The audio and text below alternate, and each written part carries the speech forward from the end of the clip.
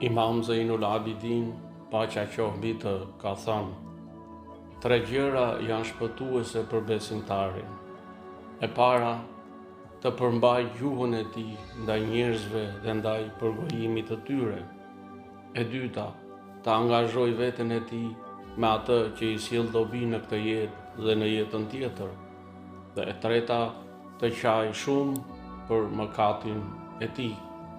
Ky hadith i Imam Zainul Abidinit përmbledh tre shtylla shpirtërore që sigurojnë shpëtimin e besimtarit, duke udhëzuar si të jetoj me vetëdisiplinë, përgjegjësi dhe pengesë të sinqertë. Ky hadith na kujton se shpëtimi qëndron në disiplinën e përditshme të gjuhës, mendjes dhe zemrës.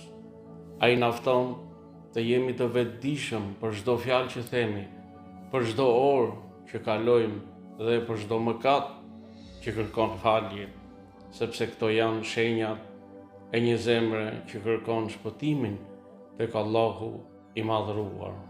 Qofshim prej shpëtimtarëve.